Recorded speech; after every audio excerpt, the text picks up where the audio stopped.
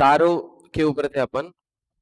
एक दो पूछता हूं मैं कंपनीज, देखो इसको कारो एप्लीकेबल है क्या।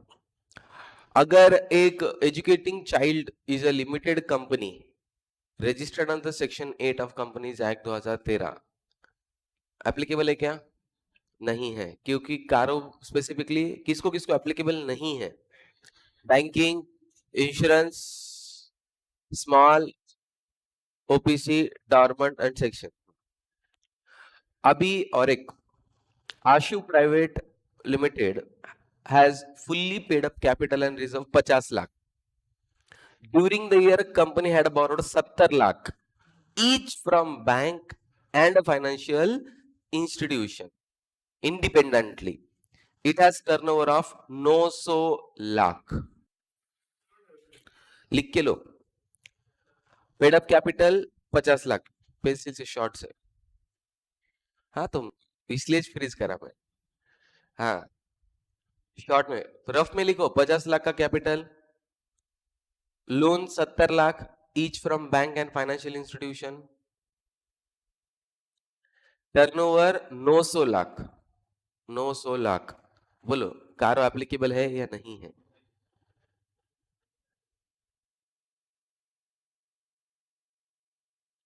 क्या लिमिट से कारो के अपने?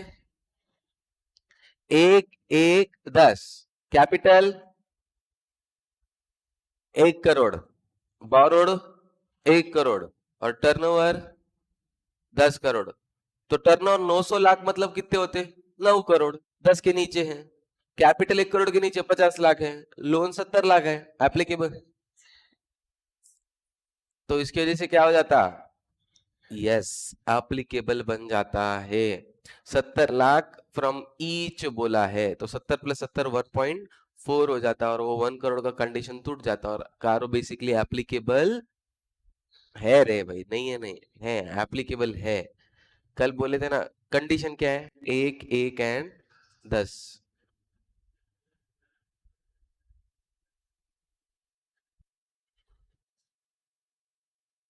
हाँ नेक्स्ट लिखो। सपोज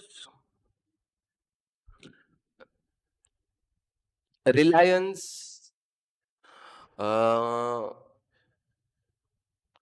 कोचिंग कंपनी, ठीक है, Reliance coaching limited is a non operational from 3 years, ठीक है।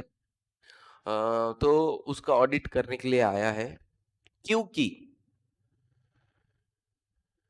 उसका कैपिटल लिख लो, रिलायंस कोचिंग लिमिटेड, शॉर्ट में रफ में किधर भी, Reliance coaching limited, capital 90 lakh, loan 40 lakh each from bank and RIL, 40 lakh each from bank and RIL, turnover 30 lakhs। बोलो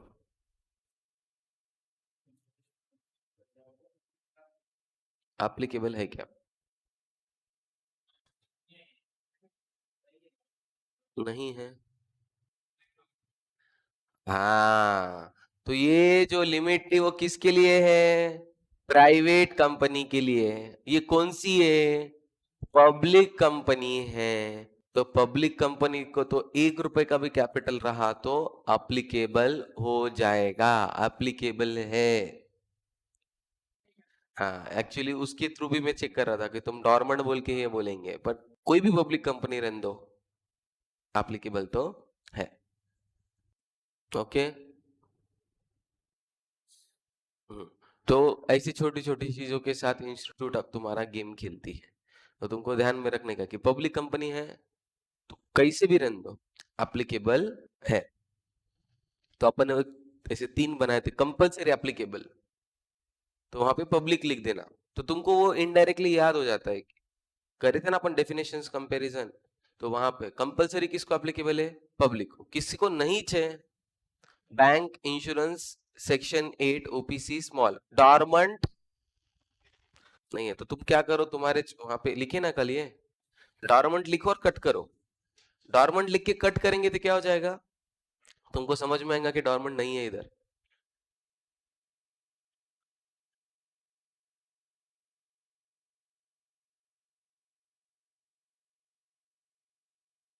हम्म, इसीलिए बोलता हूँ चिट्टे लाया करो, कितना एडजस्ट कर रहे हो इधर उधर उधर। हाँ है ना, तो लगाओ चिपका और उसके ऊपर लिखो। कोई भी पब्लिक कंपनी हो एप्लीकेबल है, कोई भी पब्लिक कंपनी हो एप्लीकेबल है, कोई भी पब्लिक कंपनी हो एप्लीकेबल है।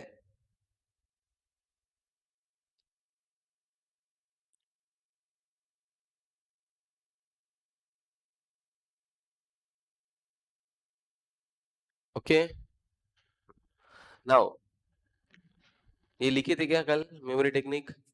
Feel the CS, F fix assets, I inventories, L loan given to others, L loan under section 185 186, D deposit section 73 to 76, C cost records, and yes statutory dues। तो basically अभी अपन इतने point देखेंगे फिर अगले memory technique पे जाएंगे। हम्म, तो first क्या था अपना, एफ फिक्स असेट्स। तो फर्स्ट पॉइंट क्या चेक करना है, पहले तो बोलो कारो को एक्सप्लेन करो, व्हाट इज कारो, मैंने तुमको क्या बोला था कारो मतलब कौन से कंपनी के लिए? हाँ हाँ वेरी गुड। तो कंपनीज एक्ट तो बहुत बड़ा है, और आप जब अपन स्टैट्यूटरी ऑडिटर बोल के जाते हैं मतलब अपने को कंपनीज एक्ट फॉलो हो रहा कि नहीं कंपनी में वो चेक करना है। अभी इतना बड़ा एक्ट है, क्या क्या चेक करूंगा मैं, ठीक है। तो ऑडिटर को जो लगता है वो तो चेक करो, उसमें कोई प्रॉब्लम नहीं है। तो कंपनीज एक्ट क्या बोलता है, ये पॉइंट है ना, ये बहुत इंपॉर्टेंट है, ये तो तुमको भूलना नहीं है। ये 21 पॉइंट्स है जो तुमको कंपल्सरीली देखना ही है। तो उसके एक चेकलिस्ट बना के दी है, तो ये उसके अंदर भी लिखा है कि फिक्स असेट में क्या चेक करना है, जो अपन अभी पढ़ने वाले हैं। तो उतना चेक करो, इतना अगर हो गया तो क्या होगा, ये 21 पॉइंट अगर चेक कर लिए तो हाँ कंपनीज एक्ट के हिसाब से पूरा नहीं होगा। Important part of companies act या important part of audit cover हो गए, मतलब रिस्क तुम्हारी क्या हो गई, मिनिमाइज हो गई, जीरो नहीं होती, रिस्क मिनिमाइज हो गई, क्योंकि 21 पॉइंट में अच्छा खासा कवर हो जाता है। फर्स्ट तो पहले फिक्स असेट को चेक करना है, whether company is maintaining proper record showing the quantitative detail and situation of the property plant and equipment। तो तुमको क्या चेक करना है कि पहले फिक्स असेट का रिकॉर्ड मेंटेन हो रहा है क्या, मतलब एक रजिस्टर होना चाहिए जिसके ऊपर लिखा होना चाहिए कि कितने बेंचेस है क्या है। अभी बीसीए के केस में रजिस्टर में क्या रहेगा, देखो फिक्स असेट्स क्या, अभी स्टूडेंट्स असेट नहीं है बे, क्या बेचेंगे क्या। हाँ हाँ, तो राइट फ्रॉम बेंचेस, ये बोर्ड प्रोजेक्टर एसी, ठीक है, ये पीसी, फैन, ट्यूबलाइट्स, और क्या, बस राइट। अगर तुमको ये होगा, मैं जब अपना फिक्स असेट रजिस्टर देखा बीसीए का, उसके अंदर चप्पल स्टैंड भी लिखा है, शू स्टैंड वो है ना वहां पे बनाया वाला। सो शू स्टैंड भी एज अ असेट बोल के बताए वाला है, ठीक है। हाँ तो ये सब जो भी चीजें हैं, सो दीज विल, हाँ इन्वेंटर क्या बोलते हैं, इन्वर्टर, बैटरीज, एसी के वो आउटलेट्स, उसके पिंजरा भी बना है। बच्चे पहले खुला था वो, बच्चे आगे बना करके ऐसा कर करके उसके ऊपर पेंटिंग बनाए अलग अलग वो एसी का एग्जॉस्ट है उसको खराब कर दिए तुम। वो एसी वाला आके परेशान हो गया, बोले इतनी भारी एसी काम क्यों नहीं कर रही, बोले ये हो गया, तो फिर उसको पिंजरा डालना पड़ा हमको हाँ तुम्हारे टाइम में तो खुला था ना वो कर दिया उसको टुरुक टुरुक करके, दर्द। हाँ ओके नाउ नेक्स्ट। हम्म, तो प्रॉपर रिकॉर्ड्स मेंटेन रखने चाहिए कि असेट्स क्या क्या है, उसकी लिस्ट होनी चाहिए एक जगह पे। जैसा स्कूल में होता है ना अटेंडेंस शीट, स्टार्टिंग में बच्चे प्रेजेंट, तो बच्चों की लिस्ट होती है, वैसा असेट्स की list. Whether the company is maintaining proper record showing the full particulars of intangible assets, underline intangible assets. अभी intangible assets लिख दो बाजू में एग्जांपल, तुमको बाद में अच्छा लगता कुछ तो लिखे बोल के। Goodwill, intangible, sorry, goodwill, patent, copyright.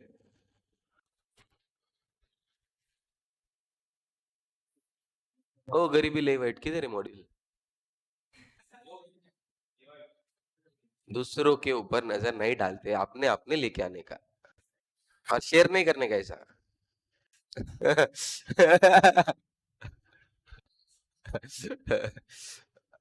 हाँ, नेक्स्ट मॉड्यूल अपने अपने लिखे। हाँ,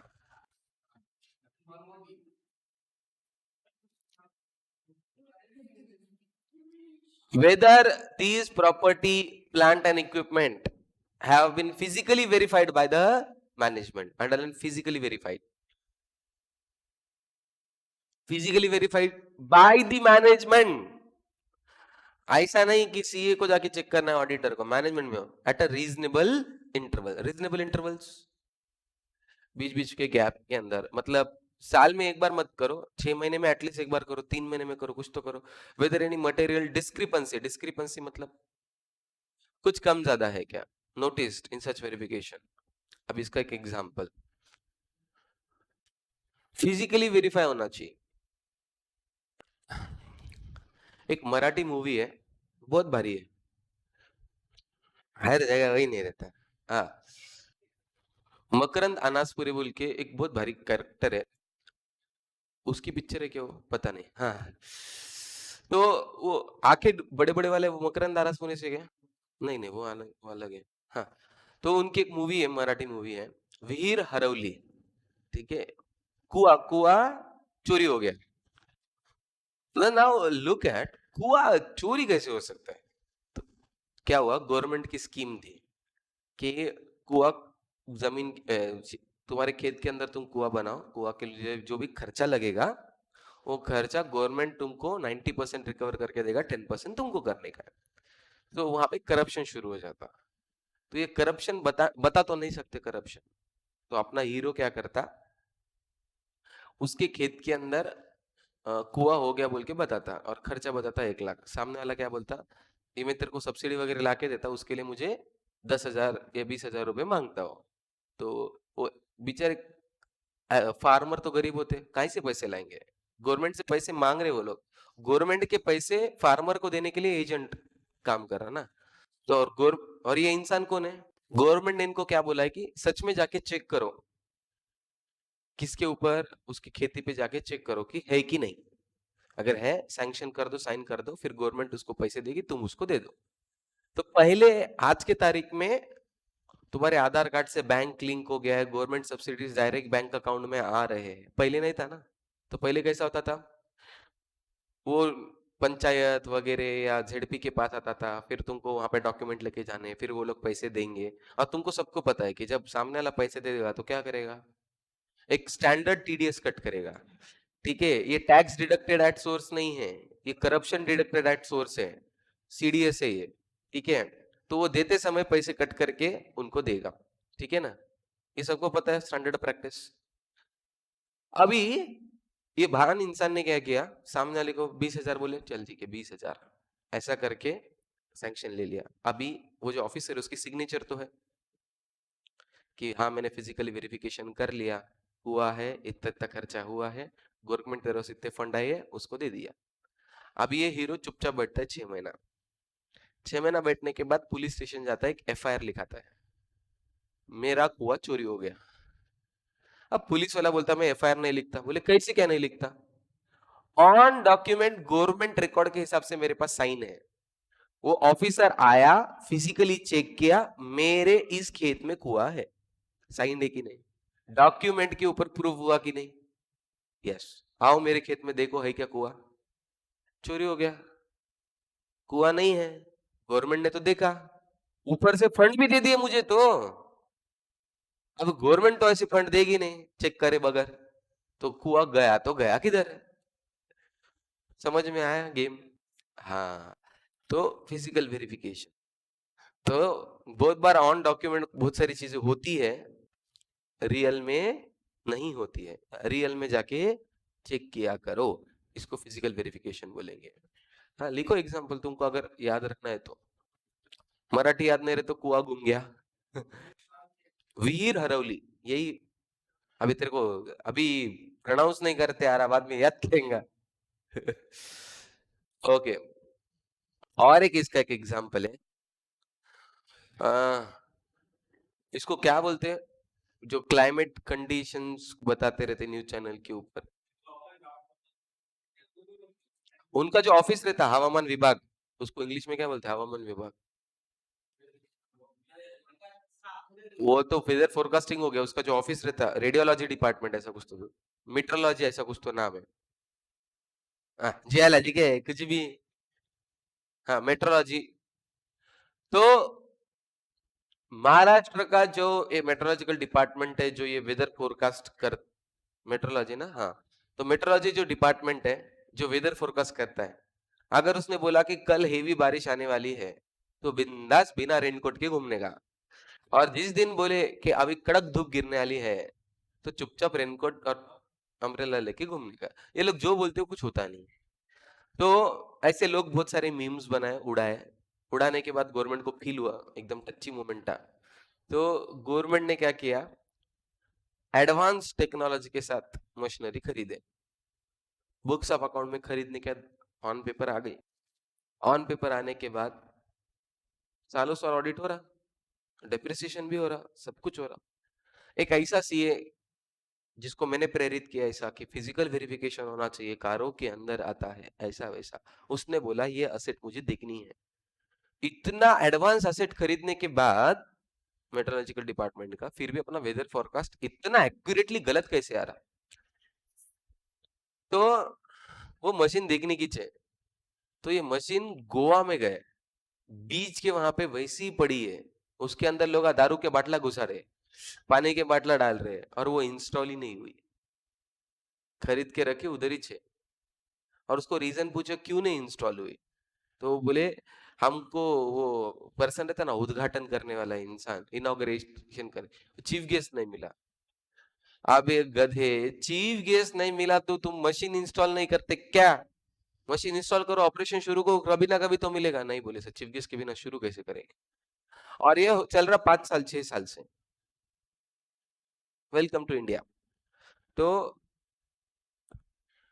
ऐसा कुछ हो सकता है, ऐसे बहुत सारी चीजें तुमको मिलेंगी जब ऑडिट कर, मैं जैसे अभी किस्से बता रहा ना, बहुत सारे किस्से मिलेंगे तुमको जब ऑडिट करने को जाएंगे, ऐसे इड़े टेढ़े काम करते रहते लोग। हाँ, तो फिजिकली जाके चेक करो रियल में है या नहीं है। See whether the title deed मतलब होता है ओनरशिप का document. All the immovable properties other than properties where company is in lease and lease agreements are duly executed in favor of this lease, discovered in a financial statement held in the name of company, if not provide the details. हाँ, तो जितने भी immovable properties है other than rent, बाजू में लिखो, इतना बड़ा लोग है ना, वो अदर देन रेंट, रेंटेड छोड़ के बाकी जो भी अपनी प्रॉपर्टी होना, in the name of company, if not provide the details, तो कौन से नहीं है वो लिखो। अभी मैं एक ऑडिट पे गया था, बीएसएनएल लातूर या बीड का कर रहा था मैं। तो उनका एक फॉर्मेट होता है, ठीक है, lease hold property, free hold property. What done by the word free hold property?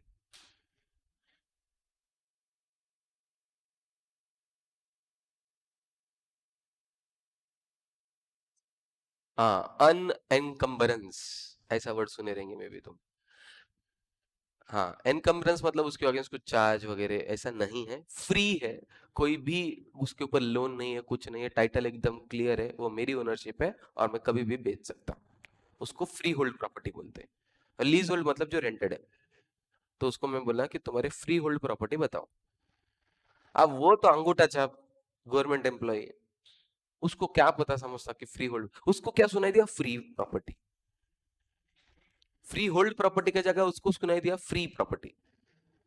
तो फ्री प्रॉपर्टी होने के बाद उसने कुछ तो एक जुना पुराना संदूक टाइप एक कपाट खोला, उसके अंदर से ऐसे फाइला फीला निकाले, इतनी धूल थी, धड़ धड़ झटक के मेरे को दिखा, ये क्या है? सर आपने बोले ना फ्री प्रॉपर्टीज। तो ये गवर्नमेंट की तरफ से प्री इंडिपेंडेंस इराक के पहले की जमीनें हैं, या गवर्नमेंट ने हड़प ली, गवर्नमेंट ने ली वाली है। तो ऐसी जमीनें हैं जो मैं तुमको बता रहा हूँ, जो फ्री में मिली, 1 रुपए या फ्री में मिली।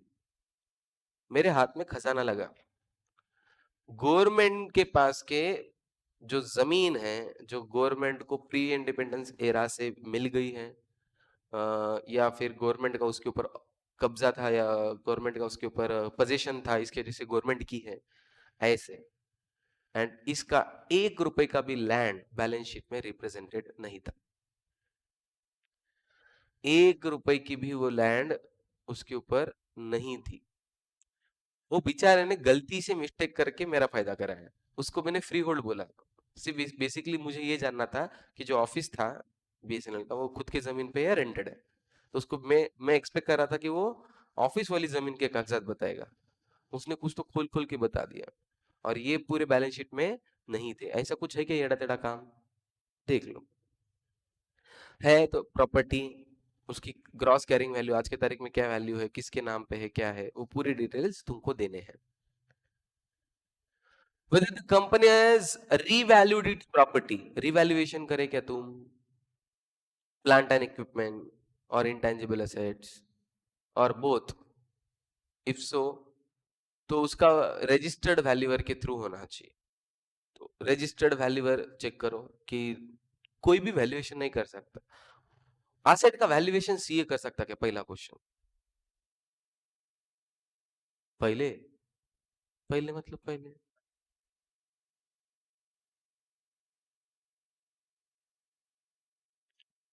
ओके, नफरा के रूल्स के सीए वैल्यूएशन नहीं कर सकता, ऐसा। ओके, और कोई? Okay, registered valuer CA valuation कर सकता है, बट उसको 10 years ऑफ वैल्यूएशन का एक्सपीरियंस चाहिए। ठीक है, सो वैल्यूएशन के चीजों के रिलेटेड एक्सपीरियंस तुमको होना चाहिए minimum 10 years। After that you can do the valuation, but उसके जगह आर्किटेक्चर या ऐसे कुछ एक डिग्री होती है जिसमें वैल्यूअर्स प्रॉपर होता है। बैंक के केस में तुमको वैल्यूएशंस लगते हैं लोन लेने के लिए, तो उनके थ्रू कुछ तो रिपोर्ट होनी चाहिए। मन में आए जैसा वैल्यू ना मत चेंज करो। तो तुम्हारा रिवैल्यूएशन हुआ है तो उसको सबसे ज्यादा इंपॉर्टेंटली उसको चेक करना है कि वैल्यूएशन बढ़ा है तो क्यों बढ़ा है, कम किए तो क्यों कम किए। और ऐसा क्यों करते हैं वैल्यूएशन, बैंक से लोन लेने के लिए? कैसा होता है, क्लाइंट आता है, जनरली पूछ लेता है तुमको, सर अगर मेरे पास 1 करोड़ की प्रॉपर्टी तो लोन कितना मिलता है? बेचारा भोला सी है, बोल देता है भाई 70 लाख, 30% हेयर कट, 70% उसका वैल्यूएशन का मिल जाता है। अभी ये जाता टुनुक टुनुक, ये क्या करता है, प्रॉपर्टी का उसके पास होती है 50 लाख की जमीन या जो भी जायदाद, 50 लाख की, उसको चाहिए रहता है 70 लाख का लोन। 50 के ऊपर तो 70 लाख का होता नहीं, तो उसका वैल्यूएशन इन्हों क्या कर देता है, 1 करोड़। बस बैंक से जाके कर लियो। हाँ, तो ऐसे काम होते हैं, क्लाइंट्स बहुत बार ऐसे काम करते हैं कि वैल्यूएशन चेंज कर देते हैं। ठीक है, पीडीएफ कॉपी एडिट करके, हाथ से कुछ भी जेरॉक्स, बहुत काम करते आगे काम। तो तुमको चेक करना पड़ेगा कि पहले वैल्यू क्या था, अभी वैल्यू क्या है, और चेंज क्यों हुआ। अगर रजिस्टर्ड वैल्यूअर ने किया है तो कोई इश्यू नहीं है, अगर क्लाइंट खुद से कर रहा है तो आगोपना हो सकता है। लिखो, बैंक लोन के लिए वैल्यूज चेंज होती रहे generally. If change is 10% or more in the aggregate of the net carrying value or of each class of property plant and name, तो तुमको वो लिखना पड़ेगा कि किसके कब कब रिवैल्यूएशन हुआ है, ज्यादा है तो। Whether any proceedings of A has been initiated or pending against the company for holding any benami property under the Benami Transactions Act 1988 and rules made thereunder as properly disclosed in the details. Underline initiated pending against the company or for holding the Benami property. बेनामी property, जिसका कोई वारसदार नहीं है और तुम खुद से डिक्लेयर कर ले रहे ये मेरी जमीन है, ऐसा नहीं चलता। ऐसा जनरली कब होता है? अभी नहीं है, बहुत पहले होना पड़ता है, 1947 के आसपास, जब इंडिया इंडिपेंडेंट हुआ। हाँ, सब इधर उधर सब गेम हुआ, कौन किधर भी चले जा रहा, तो तब डॉक्यूमेंट्स तो थे नहीं, एक आधी जमीन खाली दिखी, झंडा लगा दिया ये मेरी जमीन है, ठीक है, तो उसके कोई डॉक्यूमेंट्स नहीं है, ये तुम्हारी जमीन है बोलने के लिए। तो ऐसे टाइम पे प्रॉपर्टीज बेनामी प्रॉपर्टीज, मतलब जिसके कोई डॉक्यूमेंटेशन नहीं है। आज के तारीख में अगर तुम्हारी जमीन है तो तुम्हारे पेरेंट्स को वो वगैरह पूछो, तुमको पता रहता, उसका 7/12 निकलता है, उसका प्रॉपर्टी कार्ड बनता है, PR card, property registration document बनता है, उसके ऊपर है ना, तुम हिस्ट्री निकाल सकते हो कि ये जमीन आज के तारीख में किसकी है, उसके पहले किसके पास थी, उसके पहले किसके पास थी, उसका एक रिकॉर्ड निकलता है, लैंड रिकॉर्ड। तो लैंड रिकॉर्ड होता है, तुम्हारे जमीन के ऊपर लैंड रिकॉर्ड ही नहीं है, किसी को पता ही नहीं है, ऐसा नहीं चलता, बेनामी प्रॉपर्टी नहीं चली। बेसिकली जो भी कंपनी के पास प्रॉपर्टी है सबके टाइटल डीड चेक करो, ओनरशिप डॉक्यूमेंट चेक करो। तो क्या देखे अभी तक? फिक्स असेट्स, तो फिक्स असेट में क्या क्या चेक करना है कि एक रिकॉर्ड होना चाहिए, अटेंडेंस शीट जैसा, कितने हैं कहाँ है, फिजिकली वेरीफाई करो, बहुत बार ऐसा होता है, नहीं है, नहीं है सब कुछ पॉसिबल है। टाइटल डीड्स चेक करो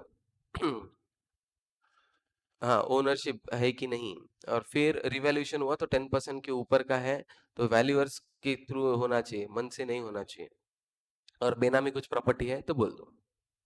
next, second, F I, fix के बाद आय था inventory, with the physical verification of inventory has been conducted, exactly same ऊपर के जैसा ही तुमको मोर और लेस कॉपी पेस्ट दिखेगा, पर ठीक है। फिजिकल वेरिफिकेशन कौन करना चाहिए? मैनेजमेंट। बहुत लोगों को क्या लगता है कि फिजिकल वेरिफिकेशन सीए करना, ऑडिटर करना, नहीं, मैनेजमेंट को करना चाहिए। मैं उनके रिपोर्ट को चेक करूंगा कि उन्होंने किया है कि नहीं, ठीक है। फिजिकल वेरिफिकेशन चेक करो मैनेजमेंट के थ्रू, जितना स्टॉक बता रहे उतना स्टॉक रहना चाहिए फिजिकली गोडाउन के अंदर। अभी इसका भी कब गेम होता है? अगेन बैंक लोन के लिए इसके साथ गेम किया जाता है। अभी सीसी सुना है, कैश क्रेडिट। कैश क्रेडिट क्या होता है? हाइपोथिकेशन ऑफ स्टॉक डेटर्स, तो जितने भी तुम्हारे स्टॉक होता है उसका 50% 60% लोन दे देती है बैंक, तो स्टॉक है ना। अब बड़े बड़े लोग क्या करते, बड़ा सा गोडाउन कर लेते, अब बड़े से गोडाउन में स्टार्टिंग में पूरा माल लगाते और पीछे पूरा भूसा रख देते, क्या बोलते, इधर से लेके पिच्चू तक अपना माल है। फिजिकल वेरिफिकेशन जाके चेक करो पीछे का भी माल है कि नहीं, नहीं तो सिर्फ सामने दिख रहा, पीछे कुछ है ही नहीं, ठीक है। इसका एक एग्जांपल देता हूं, बहुत भारी। एक्चुअली वो गोकुलधाम सोसाइटी कहाँ, ये वाला फोटो देखो, वो सामने से तुमको ऐसा दिखता है सोसाइटी, और ये देखो पीछे से तुमको सिर्फ ऐसा ये दिख रहा है कि दीवार टाइप्स और पीछे से लगा है, तो वो सिर्फ सेट है, वो सिर्फ अंदर से इतना है, एक्चुअल में घर नहीं है वहां पे। तुम दरवाजा खोलेंगे गिर जाएंगे, तो उस साइड कुछ रूम नहीं है, कुछ नहीं है, that is just a set. तो ऐसा ही बहुत लोग क्या करते बिजनेसेस में, स्टॉक बताते, बड़े बड़े गोडाउन बुक करते, सामने माल रखते, पीछे कुछ भी नहीं रहता, ठीक है। ओके, वैसा ही। हाँ। हम्म। पुणे। हाँ ठीक है, जो भी मराठी मूवी में भी हाँ, वो दिल्ली गोंधळ इधर मुजरा ऐसा। ओके। तो बेसिकली फिजिकल वेरीफाई करो रियल में है कि नहीं, स्टॉक के केस में जैसा वो गोकुलधाम सोसाइटी का बताया, सामने से दिख रहा बहुत भारी है, पीछे कुछ भी नहीं है। हाँ, एक शॉप है, कपड़े का दुकान है, शायद तक जकास नाम है उसका। तो दुकान में गए ना, ऐसा लगता कितना लंबा दुकान है कि, वो क्या कर दिया, छोटा सा दुकान है 10 बाय 10 का, और इस साइड दीवार वहां से एंट्रेंस है, इस साइड दीवार में कांच लगा दिया, एकदम पूरा फुट कांच, ऐसा लगता कि कितनी लंबी दुकान है। वो इधर का रिफ्लेक्शन अंदर दिखते जाता ऐसे लंबा, तो वहां पे गए तो खत्म दुकान। हाँ, सो ये रिजेम्बलेंस पता तो हमें कितना बड़ा लगता है कुछ भी नहीं, इतू सा छोटू सच है। सो ऐसा बहुत बार होता है कि स्टॉक बहुत लंबा चौड़ा बताते, रियल में कुछ नहीं रहता।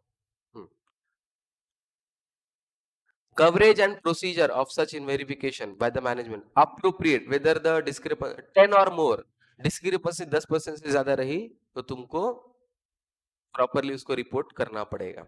तो जितना बता रहे 5 करोड़ और रियल में 4.5 करोड़ के नीचे है तो फिर रिपोर्ट करना पड़ेगा, 5-10% इधर उधर देख लो। During any point of time during the year it has been sanction working capital limits. मैंने बोला ना कि जनरली स्टॉक के साथ गेम क्यों करते हैं, क्योंकि तुम्हारा बैंक से लोन हुआ रहता, वर्किंग कैपिटल लिमिट्स है in excess of 5 crore, 5 crore के ऊपर है in aggregate from banks and on the basis of securities of current asset whether quarterly returns और स्टेटमेंट आर फाइल्ड। तो अंडरलाइन करो ये working capital limits are sanction above 5 crore, तो quarterly returns जाने चाहिए, क्वार्टरली तुम्हारे वैल्यूएशन जाने चाहिए कि तुम्हारे पास कितना है, नहीं तो ऐसा होगा वैल्यू कम है और लोन ज्यादा है और वो बुक्स ऑफ अकाउंट से मैच हो रहे कि नहीं। Now third is F I के बाद है यल loan. When during the year company has made investment provided any guarantee or security or granted any loans or advances in the nature of loans secured unsecured to the companies firms limited liability partnership or other if so। तो अगर किसी को दिया है तो money outflow लिखो, अपना पैसा गया, मनी आया नहीं गया, मनी आउटफ्लो। तो तुमको क्या क्या चेक करना है उसके केस में, aggregate amount balance outstanding at the balance sheet date in respect of the loans and advances or guarantees or securities to subsidiaries joint venture और associate, कितना अमाउंट दिए और कितना अमाउंट पेंडिंग है। हाँ, the aggregate amount during the year, the balance outstanding at the balance sheet date in respect of the such loans advances aggregate securities to the parties other than subsidiary joint venture। तो ये और इसमें क्या फर्क है कि इसमें था कि मैंने सब्सिडरी वगैरह इसको दिया, कितना सब्सिडरी एंड जॉइंट वेंचर को दिया, ये तो two parties other than subsidiaries, कितने मेरे पहचानत को दिया और कितने मेरे बाकी लोगों को दिया, तो इन दोनों का एक बाइफर्केशन करके दो। नेक्स्ट, उसके टर्म्स एंड कंडीशन कैसे नहीं होने चाहिए, not prejudicial to the company's interest. Prejudicial ये वर्ड पहले भी हुआ, हाँ, जस्टिफाइबल होना चाहिए। वो अपन ड्यूटीज में देखे थे कि अगर लोन दिया है तो terms and condition not prejudicial होना नहीं चाहिए। अभी प्रेजुडिशियल नहीं, डायरेक्टर को दे सकते बट इंटरेस्ट रेट कम मत दो।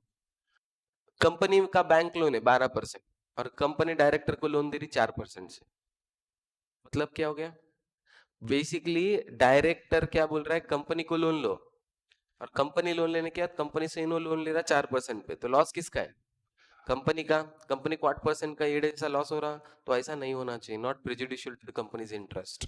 तो एक तो 12 या 12 से ऊपर का इंटरेस्ट रेट होना चाहिए।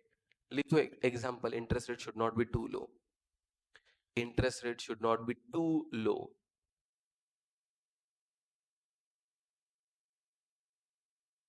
सर अभी एग्जाम में क्वेश्चन कैसे आएगा, एग्जाम में तुमको 21 पॉइंट में से 10 पॉइंट लिखो ऐसा नहीं आता, ओसीएम एसपी इकोनॉमिक्स के पेपर नहीं चल रहे, तुमको इस 21 में से कोई भी एक पॉइंट पूछेंगे वो तुमको एक्सप्लेन करना है। हाँ, in respect of the loan advances and nature of loans whether the schedule of repayment of principal and interest has been stipulated whether repayment of the receipt is regular, तो underline schedule of repayment and are regular। Monthly EMIs गिरा के दिए क्या, सामने वाले को loan दिए no problem, उसके ईएमआई गिरा के दो और ईएमआई के हिसाब से पैसे आ रहे हैं क्या चेक करो।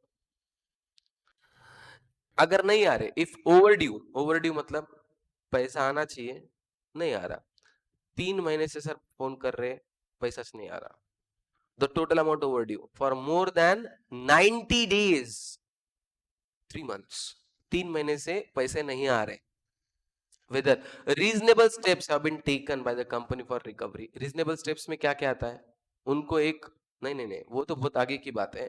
पहले नोटिस भेजो कि भाई रिकवरी नहीं हो रही, फिर उसको बोलो कि हम लीगल प्रोसीडिंग्स करने वाले हैं। हाँ, तो अभी बैंक तो है नहीं अपन। अगर बैंक होती तो उसको एनपी डिक्लेयर कर देती, नॉन परफॉर्मिंग असेट। फिर एनपी डिक्लेयर होने के बाद फिर उसके असेट को अटैच करो, उसके ऊपर सेल करने का कोशिश करो, ये सब करो। वैसे यहाँ पे भी होना चाहिए। भाई अपना लोन है, पैसे तो नहीं आ रहे 90 दिन से, तो उसको रिकवरी के स्टेप्स चेक करो कि अपन ने कुछ किया है कि नहीं, एक्शन। हाँ, whether the loan and advance in the nature of loan granted which has fallen due during there has been renewed or extended for fresh loan granted to settle the overdues। मतलब ये बहुत IMP है, क्या बोल रही है?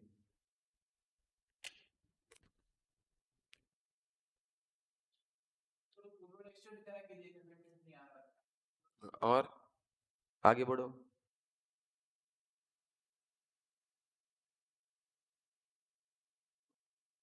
और पढ़ो ढंग से।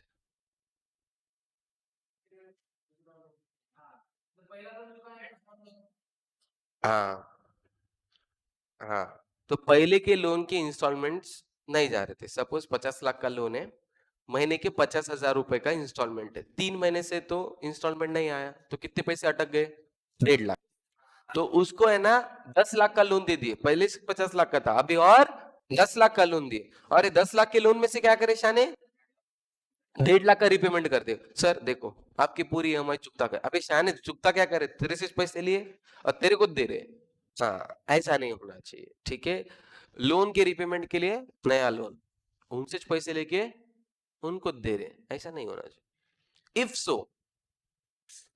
सो specify the aggregate amount of such dues renewed or extended or settled by the fresh loans and a percentage of aggregate of the total loans and advances। तो तुमको ऐसा दिखना पड़ेगा कितना लोन है, और पूरे लोन में से ऐसा कितना परसेंटेज ऑफ लोन है। नहीं तो तुम क्या कर रहे हैं, उसका लोन बढ़ाते जा रहे, बढ़ाते जा रहे, बढ़ाते जा रहे, ऐसा नहीं होना। एक न्यूज है, एक ब्रिज बनाए गवर्नमेंट 1997 में, ठीक है। ब्रिज बनाने के लिए कॉन्ट्रैक्ट दिए लोगों को, बिल्डर को। कॉन्ट्रैक्ट दिया 2.5 करोड़ का, ठीक है। 2.5 करोड़ का कॉन्ट्रैक्ट, ऐसे 2 ब्रिज बनाए, तो कितना पेमेंट आता? 5 करोड़। गवर्नमेंट ने क्या बोला कि टोल लगाओ, तुम तुम्हारे पैसे ले लो। टोल लगा दिए, पैसा रिकवर होने के पहले लोकल लीडर्स आए, तोड़ दिए टोल। उसने केस कर डाली। केस करने के बाद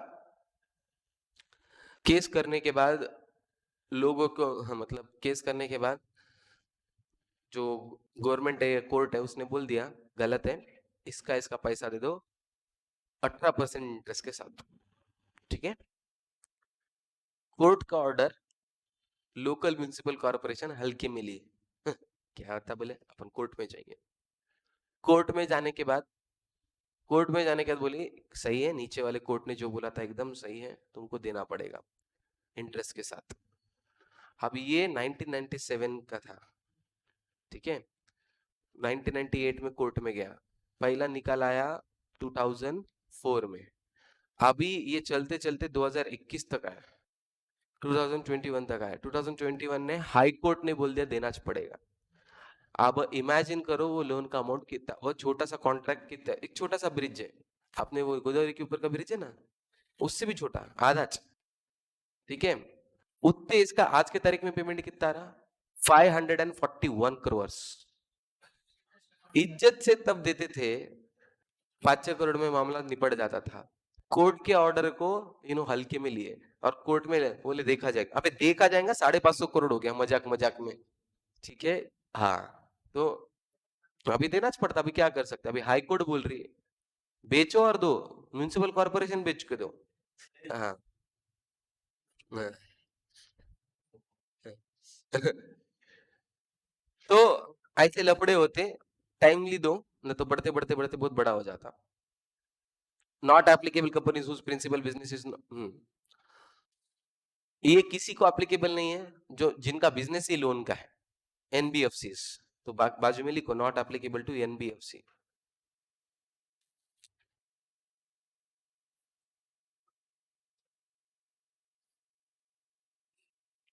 एनबीएफसी के लिए अलग रूल है आरबीआई के, अपने को इधर पढ़ने की जरूरत नहीं।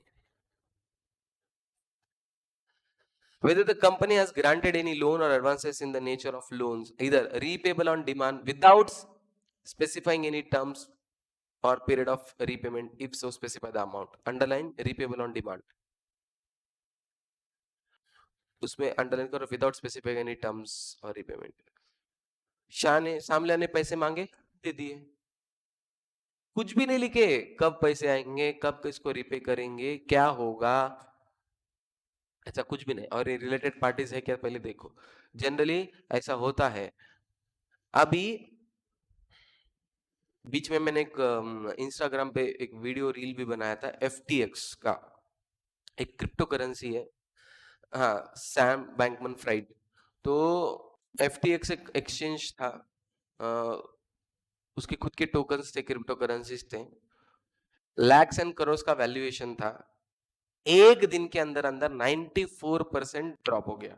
94%। अगर किसी के पास आज 1 करोड़ है, एक दिन के बाद 6 लाख रुपया बस। अभी ये क्यों हुआ?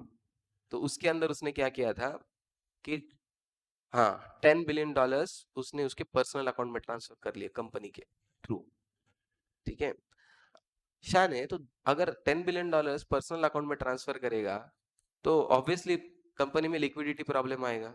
लिक्विडिटी प्रॉब्लम आ गया, कंपनी हो गई बैंकक्रप्ट, लोगों के पैसे डूब गए, अभी उसको जेल हो गई, अभी चालू है उसके ऊपर केस।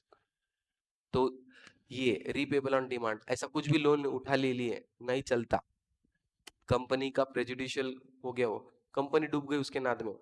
ऐसा बहुत बार होता है। जितने भी कोऑपरेटिव बैंक्स है, पहले तुमको बहुत दिखते रहेंगे, अभी हल्लू हल्लू कोऑपरेटिव बैंक्स कम हो रहे, बंद पड़ जा रहे, और आरबीआई नहीं चाहती कि कोऑपरेटिव बैंक्स रहे।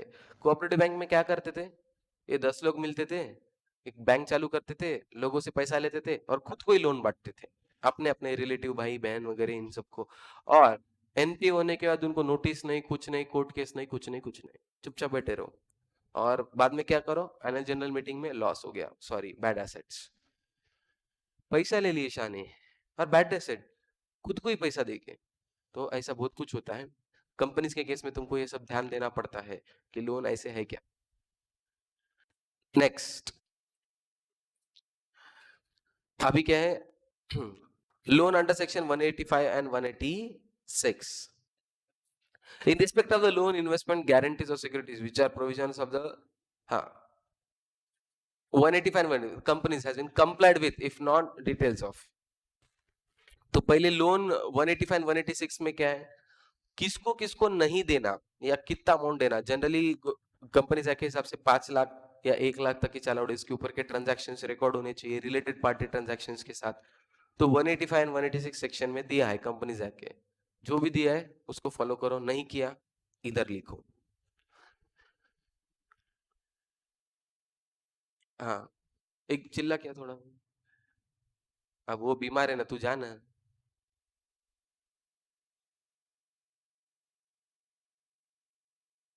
हाँ, फील द सीएस फर्स्ट था फिक्स असेट्स। फिक्स असेट में जाके फिजिकल वेरिफिकेशन होना चाहिए, जाके चेक करना चाहिए प्रॉपरली है नहीं है। 10 रिवैल्यूएशन हुआ तो वो चेक करो, और बेनामी है तो वो चेक करो, खुद के नाम पे है कि नहीं है, वो सब जाके चेक करना। हाई इन्वेंट्रीज, इन्वेंट्रीज मैनेजमेंट ने क्वार्टरली बराबर स्टेटमेंट बनाना चाहिए। 5 करोड़ के ऊपर का लोन है तो क्वार्टरली स्टेटमेंट जाना चाहिए। और वैल्यूएशंस नहीं होना चाहिए, दिखने में है पर रियल में नहीं, ऐसा नहीं होना चाहिए। एल लोन्स, किसी को लोन दे रहे तो प्रेजुडिशियल टू द कंपनीज नहीं होना चाहिए, उसका प्रॉपर रीपेमेंट गिरा के दो, अगर वो 90 डेज से पेंडिंग है तो उसके अगेंस्ट एक्शन लो, सब चेक करो। यल लोन अगेंस्ट 185 186 रिलेटेड पार्टीज, या कितना अमाउंट मैक्सिमम अलाउड है उतना ही दो, उसके अगेंस्ट है तो लिख के लो। Next is deposit, public deposit section 73 to 76, ये कंपनीज एक्ट में पढ़े रहेंगे तुमने। हाँ, तो वो उसके रूल्स रेगुलेशंस फॉलो होने चाहिए in respect of the deposit accepted by company. तो 73 टू 76 मतलब मिनिमम 6 मंथ्स, मैक्सिमम 36 मंथ्स। हाँ, प्राइवेट पब्लिक मैक्सिमम कितना, 10% of the paid up capital, 25%। तो कितना मैक्सिमम अलाउड है, कितना नाइट अलाउड है, eligible company, not eligible company, ये सब चेक करो, उसके हिसाब से रूल्स फॉलो होने चाहिए। अगर नहीं हो रहे तो फिर यहाँ पे रिपोर्ट करेंगे। हाँ, nature of such contraventions, if any order has been passed by the company law board या NCLT, तो वो complied है कि नहीं. तो सेक्शन 73 to 76 को अंडरलाइन करो. Nature of contraventions and order by company law board and NCLT, अगर है तो देखो. Next, cost records under section 148 subsection 1. कब मेंटेन करना पड़ता कॉस्टिंग रिकॉर्ड्स? हाँ, overall sales all goods and services का मिला के 35 करोड़ के ऊपर रहा तो बुक्स ऑफ अकाउंट मेंटेन करने पड़ते. तुम्हारी कंपनी, पहले तो ये देखो कि तुम्हारी कंपनी रेगुलेटेड नॉन रेगुलेटेड, वो 6 और 33 टोटल मिला के 39 के अंदर है तुम्हारी कंपनी. हाँ, 35 करोड़ के ऊपर सेल जा रहा है, तो 35 करोड़ के ऊपर सेल जा रहा है तो तुमको कॉस्टिंग रिकॉर्ड्स मेंटेन करने हैं. तो वो देखो कि मेंटेन हो रहे कि नहीं. हाँ, नहीं हो रहे तो रिपोर्ट करो यहाँ पे. 7, whether the company is in regularly depositing undisputed statutory dues, GST, PF, income tax, sale tax, जितने भी गवर्नमेंट का पैसा है, हाँ, सब बराबर आ रहा कि नहीं. मतलब देखो, गवर्नमेंट कितनी शानी है, कंपनी को बोल रही पैसा भरो, गवर्नमेंट को इज्जत से, और कंपनी पैसा नहीं भर रही तो अपने को बोल रहे कि तुम रिपोर्ट करो. मतलब गवर्नमेंट का पैसा वसूली करने का काम सीए करेगा. वसूली एजेंट बना दिया अपने को. और इधर एक बोल रहे, हाँ बताओ कितना देना चाहिए, कितना नहीं दे, कितना पेंडिंग है. हमको उनको रेडीमेड लिस्ट मिलती, फिर रेड मारने की जरूरत नहीं, कुछ करने की जरूरत नहीं है. अगर ये गलत निकाला सीए ने, हाँ, चल तू फायर. शान है, तेरा पैसा सब कुछ तेरा, मेरे से काम करवा के ले रहे फुकट में. ये बेसिकली वही मैटर है कि गवर्नमेंट के पैसे बराबर दे रहे कि नहीं. If not, extent of the arrears of outstanding statutory dues last day of financial year concerned for the period and if more than 6 months from the date they are payable. तो तुमको 6 महीने से अगर पेंडिंग है तो वो देखो और बताओ, तो गवर्नमेंट पहले इसके पीछे लगती. मतलब देखो, कारों के नाद में गवर्नमेंट क्या कर ले रही, एकदम खुद का पैसा पेंडिंग डेटर लिस्ट निकाल के ले रही तुम्हारे से. लिखो, गवर्नमेंट तुम्हारे से डेटर लिस्ट बना रही, गवर्नमेंट का डेटर लिस्ट फ्री में मिल रहा गवर्नमेंट को, रेडीमेड एकदम.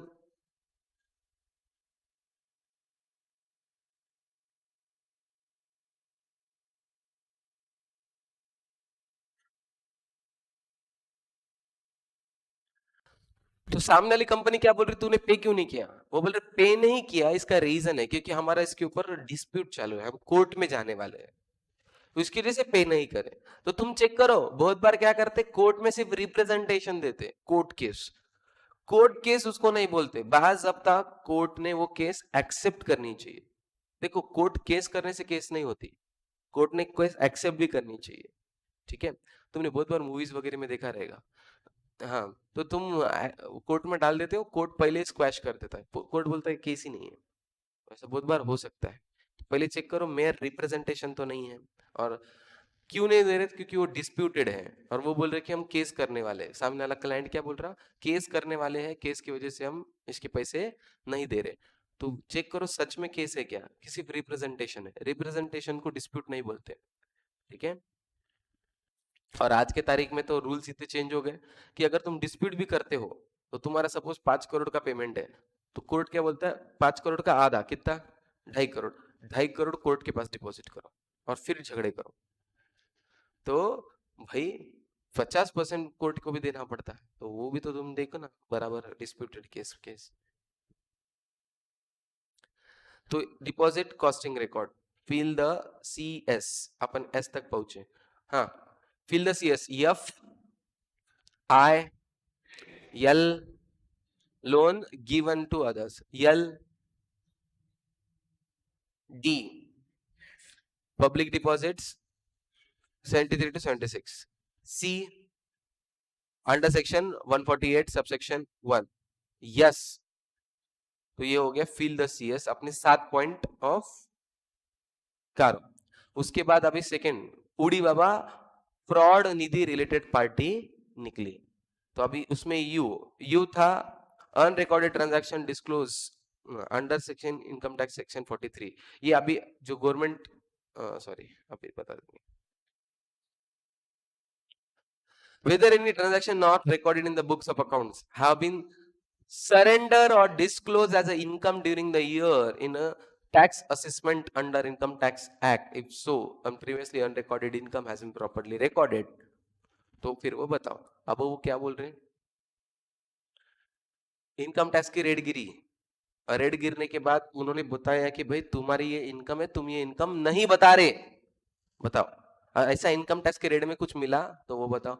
या इनकम टैक्स की रेट गिरने के पहले इनकम टैक्स ने स्कीम निकाल, ऐसे इनकम टैक्स बीच बीच में बहुत सारे स्कीम बताती निकालती है, ठीक है। जब डिमोनेटाइजेशन हुआ था ना, उसके पहले गवर्नमेंट ने एक स्कीम निकाली थी, तुम्हारा जो भी हिडन इनकम है बता दो, हम कुछ नहीं करेंगे, उसका 50% टैक्स लेंगे और तुमको कोई भी लीगल केस नहीं होगी। सर 50% कौन देगा? अब याद रखो, अगर तुम्हारे पास 1 लाख इनकम है, इनकम टैक्स ने रेड मारी, रेड मारने के बाद इनकम टैक्स ने रेड मारी, रेड मारने के बाद 1 लाख रुपए मिले, 1 लाख रुपए के ऊपर टैक्स रेट कितना है? 30%। तो 30% 30,000। अभी इसके ऊपर पेनल्टी लगाती गवर्नमेंट अप टू 300%। 300% मतलब 30,000 के ऊपर 300% निकालो, 90,000। तो मेरी इनकम ही 1 लाख, पेनल्टी के साथ इनकम टैक्स 1,20,000, मतलब मेरे जितने पैसे थे वो तो गए, खुद से जेब से 20,000 और गए, समझे? उससे अच्छा इजी तरीका क्या है? भाई 50% बोल रहे ना गवर्नमेंट, दे दो, काम हो गया। हाँ, तो बहुत बार क्लाइंट क्या करते हैं, खुद से डिस्क्लोज कर देते हैं, भाई सरेंडर करना, जैसे बोलते हैं ना, चोर खुद आके सरेंडर कर देता, वैसा बिजनेसमैन खुद होके सरेंडर कर देते हैं कि भाई ये लो हमारे इतने अनडिस्क्लोज है, हम बोल रहे हैं, इसका आधा तुम रखो, आधा मेरे को दो, और आधा वो जो बचा है ना अभी वो लीगल हो गया क्योंकि उसके ऊपर टैक्स पे कर दिए। हाँ, तो ऐसा, अगर ऐसा कोई ट्रांजैक्शन हुआ है जो इनकम टैक्स ने ढूंढा है या तो उसने खुद होके बोला है, तो transactions not recorded in the books of accounts have been surrendered or disclosed as an income during the year in the tax assessment।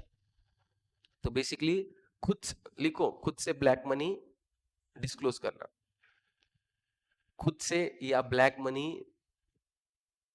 Discover हुई, ऐसा।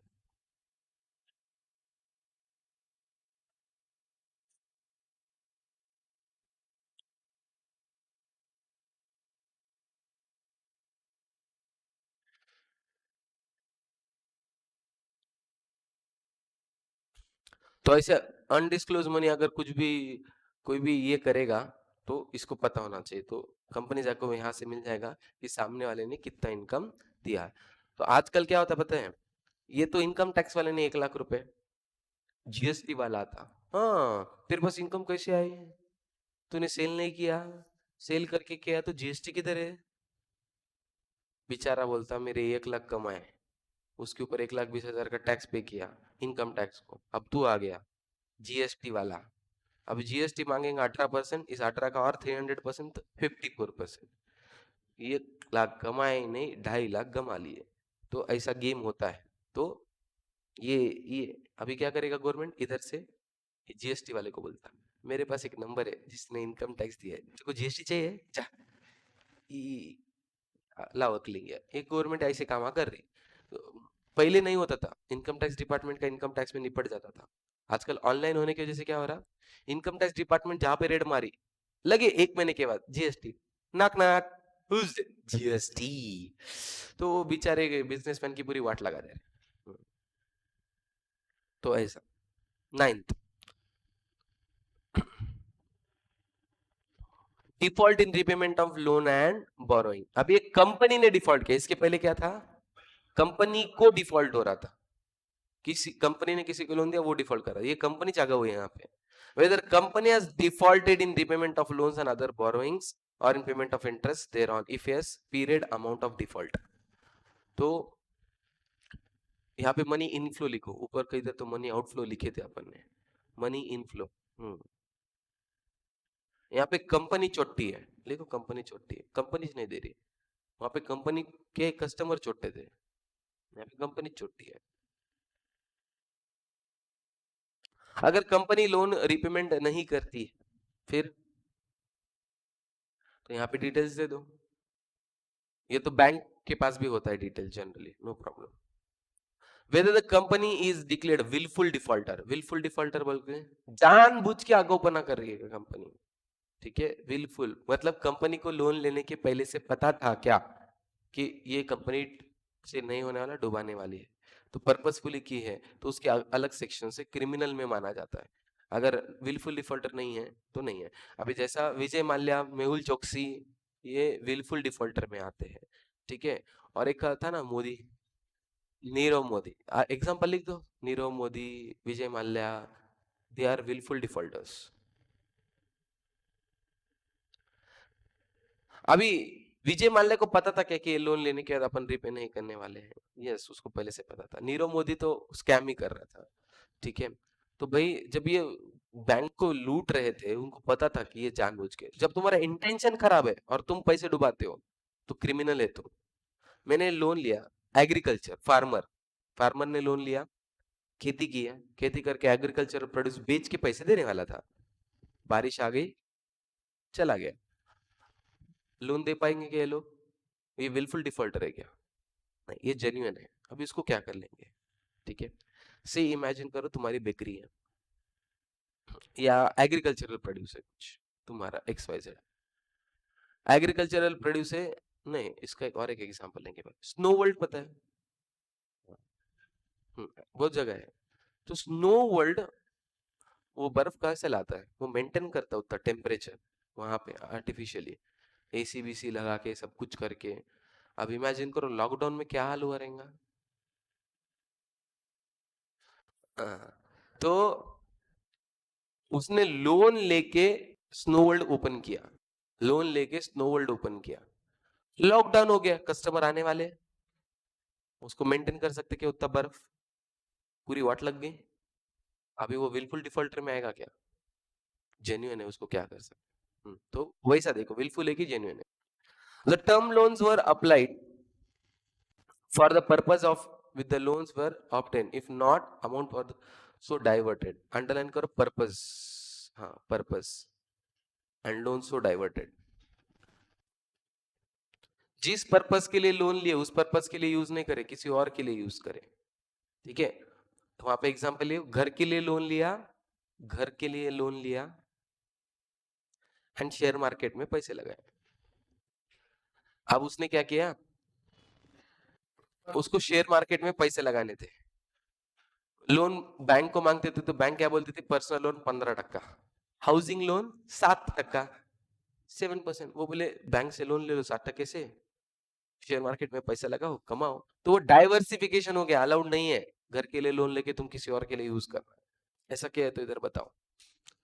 whether fund raised on a short term basis have been utilized for a long term, short term के लिए loan लेके long term के लिए।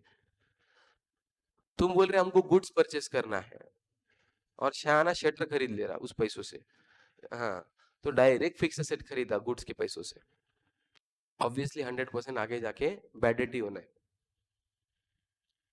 whether the company has taken any fraud from any entity or a person on accounts of the meet to obligation of its subsidiary, associate or joint venture।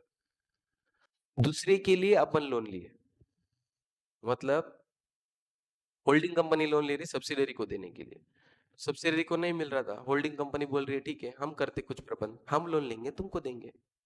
हाँ, तो ऐसा game नहीं होना चाहिए। whether the company has raised loans during the year on a pledge of the securities held in subsidiaries joint venture and defaulted the loan raise। हाँ, अभी ये उल्टा, सब्सिडरीज लोन ले रहे होल्डिंग कंपनी के लिए, एग्जैक्ट उल्टा। तो वैसा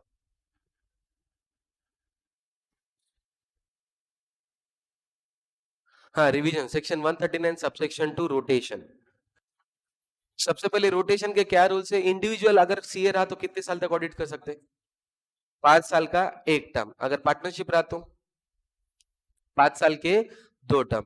हाँ, 10 साल होने के बाद क्या करना चाहिए, कूलिंग पीरियड कितना, 5 साल। और 5 साल का ब्रेक कैसा होना चाहिए, कंटिन्यूअस, बीच बीच में ब्रेक रहा तो वो काउंट नहीं होगा। अगर मेरे पास ऑडिट था और फिर बीसीए के पास ऑडिट था, फिर दिनेश सर किशोर कर्मा में भी है, उसको ऑडिट दे दी, चलता क्या? कॉमन पार्टनर नहीं चलता। एक्ट आने के बाद लगे दूसरे दिन से हकाल दिए क्या? नहीं, 3 साल का टाइम पीरियड मिला, उसके बाद डिसीजन मेकिंग हुई। हाँ, 5 साल के लिए अपॉइंटमेंट होने की वजह से 5 साल परमानेंट है क्या? नहीं, कंपनी निकाल सकती है, ऑडिटर खुद होके जा सकता है, कोई प्रॉब्लम नहीं है, कंपनी निकाल भी सकती है, ऑडिटर खुद होके जा भी सकता है। हाँ, जो रोटेशन था ये कंपनीज एक्ट ने बोला, शेयर होल्डर क्या बोल सकते हैं? नहीं नहीं, उसी, अबे हर जगह वो नहीं, उसी फर्म के अंदर कौन सा पार्टनर ऑडिट करेगा उसका रोटेशन शेयर होल्डर्स लगा सकते हैं। With in the firm partners के बीच में का रोटेशन शेयर होल्डर बोल सकते हैं। हाँ, कंपनीज एक्ट ने बोल दिया रोटेशन, शेयर होल्डर ने रोटेशन बोल दिया, अभी सेंट्रल गवर्नमेंट बोलते हैं हम भी रोटेशन के कुछ रूल्स बोले, अगर चाहिए तो वैसा कर सकती है। हाँ, अगर एक कॉमन ब्रांड नेम के अंदर है, EY Pune, EY Mumbai, EY Delhi, तो ईवाई पुणे के 10 साल हो गए, तो अभी ईवाई क्या बोल रही मुंबई के पास जाओ, नहीं चलता, एक कॉमन ब्रांड नेम के अंदर नहीं चलता। हाँ, फिर उसके बाद 10 साल मेरे पास ऑडिट था बीसीए के अंडर, मैं क्या कर दिया, कॉमन पार्टनर नहीं चलता, मैं बीसीए में रेजिग्नेशन दे दिया, दूसरी फर्म बनाया बच्चों के साथ मिलके, और फिर उसमें वो लेके आया। अब मैं क्या बोल रहा हूँ, कॉमन पार्टनर है ही नहीं। हाँ, 10 साल मैंने ऑडिट किया है, तो रिटायर करके दूसरे फर्म फॉर्म किए तो वो भी नहीं चलेगा, पर प्रोवाइडेड वो 10 साल ऑडिट मैंने ही करना चाहिए, मेरे नाम पे अपॉइंटमेंट और मेरे नाम पे सिग्नेचर चाहिए। तो ही अगर मैं बीसीए से रिटायर होके दिनेश सर गए और दिनेश सर ने बच्चों के साथ किया, तो फिर दिनेश सर को अलाउड है क्या? यस, साइन मैंने किया था तो दिनेश सर को अलाउड है, कोई इशू नहीं। अगर जॉइंट पार्टनर्स है, जॉइंट ऑडिटर्स है, तो ट्राई करो कि सब एक साथ, हाँ, रोटेशन के हिसाब से एक साथ मत निकाला जाए, थोड़ा अलग अलग होना चाहिए कुछ। ओके। हाँ, मेमोरी टेक्निक तुमको अभी याद करनी है, पहले 13 पॉइंट याद होने चाहिए। Fill the C S, F, I, L, L, D,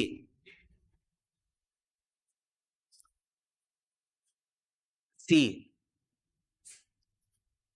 cost records, yes, उड़ी बाबा का U, unrecorded transaction disclose as per income tax act, D, default in repayment of loan, ऊपर वाला कंपनी के कस्टमर छोटे थे, यहाँ पे कंपनी छोटी है। आई, ओडी बाबा का आईपीओ, हाँ, fraud, any fraud is committed, Nidhi company, तो ये पूरा याद नहीं रखने का, तुमको निधि कंपनी से याद रखने का है सिर्फ। निधि कंपनी एक ऐसी होती है जिसमें वो अपन पढ़ेंगे शाम के सेशन में, तो 1:20 ratio of net worth own funds 10% term deposit होना चाहिए। Related party compliance with under section 177 and 188।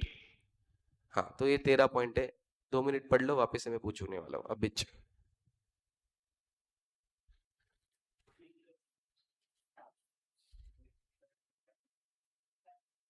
हो गया? कोई है पूरे 13 पॉइंट बोलेगा बिना देखे चॉकलेट? एक मिनट, रुको रुको, पहले मेमोरी टेक्निक बोलो, आजू बाजू वाले बुक्स बंद करो। हाँ, हाँ, हाँ, हाँ, okay, F, I, L, L, T, C, yes, उड़ी बाबा का यू, डी, कौन किया ये default? Okay, I, fraud, very good. Related party के सेक्शन याद नहीं रहा तो भी चलता, पर पता है। Okay, 177 188, very good. और कोई चॉकलेट मिलेगा? हाँ।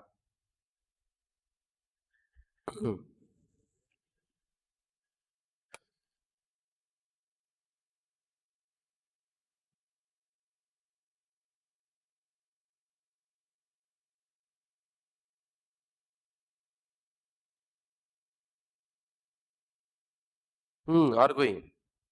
रेडी? एक मिनट, हाँ। पहले मेमोरी टेक्निक बोलो.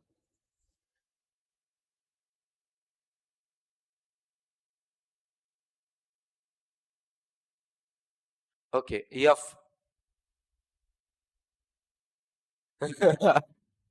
आराम से. एफ. आई. यल. हाँ, यल. डी. 70. हाँ. सी. मैं कौन सा सब्जेक्ट पढ़ा था? हाँ. यस. ओके, उड़ी बाबा का यू.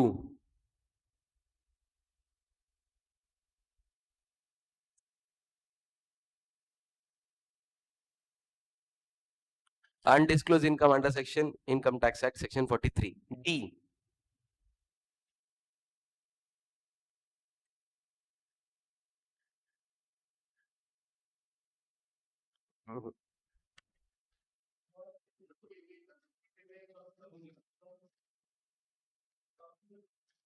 ओके. आई. ए. चलो, फेयर चांसेस गिवन. दूसरा कोई? रेडी है? नहीं. फिर चॉकलेट भी दोनों में एक ही चाहिए. हाँ. हाँ. Fill the CS. हाँ. F. I. L. L. D. D. D. C. C. C. Yes. You.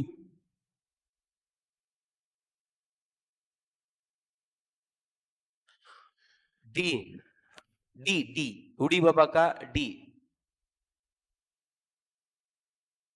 आई.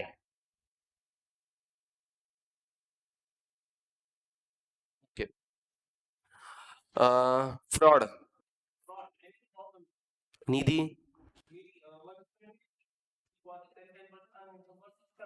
अब्बा. Related party.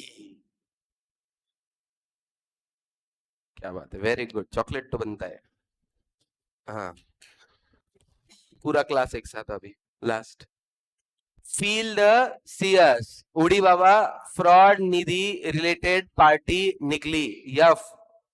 Fix asset. I. L. L. Loan under section 185 186. D. Deposits 76. C. Costing records under section 148 subsection 1. Yes. Statutory dues. Udi Baba ka U. And disclose income under Income Tax Act section 43. T. Default of loan. I. IPO. IPO. Fraud. Fraud. Nidhi company. Related party under section 177 188. Okay. इतना तो याद रहेगा. चलो, we'll stop it here.